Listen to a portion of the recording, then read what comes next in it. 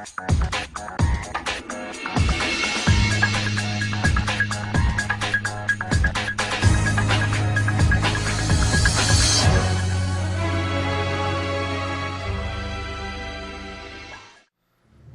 up, guys? It's Atlanteans here with Team Eccentrics, and I'm doing commentary on a duel video that was filmed between Emmett and I. He is playing his Dark Igknight deck. A very interesting deck. Make sure you check out the deck profile. The link will be in the description box below. I am playing, as always, my Mermail Atlanteans. I know it's getting repetitive. I promise I will do another deck sooner than later, but we will get right into the match. So he rolls higher, and he decides to take first.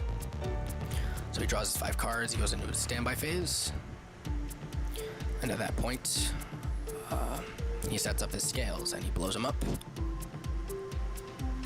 And then he adds the level 6 Igknight, I believe. Yep, he adds the level 6. It's scale 7.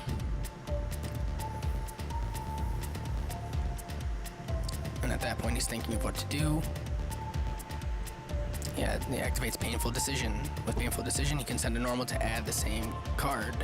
So he sends Paladin, which is a level 4. Activates Scales, blows them up again. It's crazy the amount of resources that Igknights can gain just simply off of their own pendulum effects. Just being able to blow each other up and then just add stuff. It's very, very good, and that's why I actually really do respect the deck that he built. It's very, very, very innovative and very smart. So it's such a good idea. He has another level 6. Then at that point, he's thinking of what to do. I'm just kind of realizing that he has so many resources on the top of his extra deck, so I'm getting a little worried. The game state is under his control. He ends up activating 2 more Pendulum Scales and pen summoning 5. He overlays right into the Beatrice, detaches Force Effect. He sends a Plague Spreader. So Plague Spreader's engrave, and then after that, he blows up his scales again. He adds another pendulum, and he uses Plague Spreader's effect to send it back, and then he synchros for 8 into Omega. And then he overlays right into the Dweller, which is such a difficult board for me to answer. Dweller, Omega, and a Beatrice. That's not easy for Mermails to respond to. So I go into my draw phase, my standby phase, and he responds with Beatrice and sends Destiny or Malicious, and then he responds with Dweller as Chainlink 2. So then he activates Omega's effect during my main phase, and he hits a Megalo. And at that point, I'm kind of twiddling my thumbs and thinking of what to do. So I just reveal Teus, discarding Marksman, and I add a Gund. And at that point, I just set a Controller and pass. And at that point, he goes into his draw phase, and I get back my card, my Megalo, because of his Omega during standby phase. Don't mind that. He was just showing me something on his phone. And at that point, he switches his Beatrice to attack. He swings over my Teus, and then with his Omega, I believe he swings at my controller, and I'm left with nothing. And then he swings for 17 direct with Dweller. So at that point, I'm trying to think of some way to come back. And so I reveal another Teus, and I discard Gund. He responds with Dweller, so there's really not much, or he activates Dweller at the beginning of my turn, so there's really not much I can do. So with Dweller having no materials, I can search the Lind and get Lind's effect off, but he responds with Omega and takes away my Turge. So I set the Lind, standby phase of his turn, Omega comes back with my Turge. He swings over, and then he swings over again, and this time I get to use Lind's effect. So I use Lind to special summon the Pike. Now the Pike's effect allows me to discard a water monster to add a level 3. So I discarded Dragoons, which is a very good play, to add a Gund. And then with the Dragoons, I add the Diva. Now at that point, he swings over the Pike with the Omega. And now I have some plays, because Dweller has no more materials. So now, I draw phase, I go into my standby phase, main phase 1, he uses Omega's effect to take away my Megalo, but at this point I summon the Diva, and he strikes it. which is completely fine because I instant fusion. Instant fusion from Norden, get back the Dragoons, and then I overlay right into the Honor Arc. So then I 101 as Beatrice, and at that point I get another Dragoon search, so I search for the Megalo and I add it to hand. And at that point, I'm trying to think of a way to OTK him. So I reveal, and I discard Turgid Gund, and then after that I add Abyss Scale, and with Gun's effect, I special summon the Teus.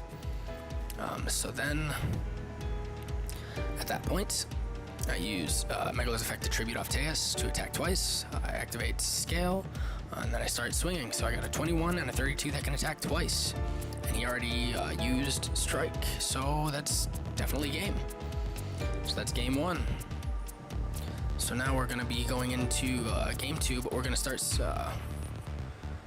we're going to side. Now the thing is, we originally weren't going to side, but we decided to make things interesting for the sake of the camera and for the sake of the YouTube channel. We decided to do an actual siding match. So you see us cutting our decks and shuffling, but we end up siding after in a second. But it is pretty ridiculous the amount of resources he can get just off of blowing up his own scales with the Igknight deck. It is very good, very well built, and it has my utmost respect. But so now we're siding. We're in the middle of swapping cards out, and at this point I'm just trying to think of ways to clear his scales, but at the same time I come to the realization that clearing his scales just gives him more resources for later, for late game, for mid to late game. So he's cutting his deck and power shuffling, and I'm siding in still.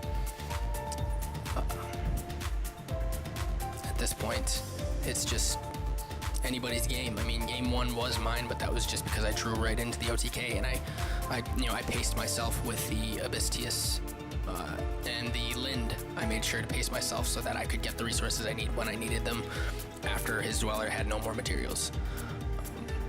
But at this point, we've fully sided. We're gonna start game 2, and I believe, yep. So then I power shuffle it out, make sure that I get all the cards that I need where I need them, because I'll tell you, sometimes Mermails, all their cards kind of pocket together. You get all 3 Neptibus in one little pocket right in the bottom of your deck, and it's very, very, very depressing. So after that, cuts the decks, and we begin. So at this point, I believe he starts again. Yes, he does. Sets 1. He's thinking of plays. He normal summons. At that point, I knew something was wrong, because normally he doesn't just normal summon a paladin. So at that point, I just decided to go off. So I revealed Teus, discarding the heavy infantry. I use heavy infantry's effect to pop, and then Teus' effect as chainlink 2, and heavy infantry is 1. So I add Pike. And at that point, I reveal Megalo, discarding Gund and Pike. So Megalo's effect to search, and then he flying sees me, which was a pretty good move, but I still had the resources I needed. So then I add the Abyss Scale of Mizuchi, and then Pike is special summoned due to Gun's effect, which allows me to discard the other Teus. I hate drawing multiples of Teus, so I just discarded it. Then at that point I add Marksman, because I know that he has a face down. So at that point, I'm just kind of thinking of what to do, thinking of ways to OTK. So I activate the Abyss Scale on the Teus instead of the Megalo, because I figure that if he gets rid of the Megalo, I at least have a 25 Teus. So I swing with everything direct, and he has no responses. At that point, he goes to his draw phase, and at that point, he flips the Solemn, and he scoops it up, because that's all he had. The only reason why he didn't Solemn me is because he was waiting for a Neptibus, which, I mean, granted, I do see his point, but I always make sure that when it comes to Mermails, just hit whatever you can, preferably the Megalo, because the Megalo is usually what people use to get their resources. But you see my sides, it was the 2 Maxis, the 2 Twin Twisters, and 3 Anti-Spell Fragrances. But so yeah, I won that game 2-0. Regardless regardless, the deck is very strong, his Dark Ignites. So I definitely recommend checking them out. Like I said, the link will be in the description box below. So yeah, rate, comment, subscribe. Tell me any other moves you think could have been done during this game. And with that, I will say Team Eccentric out.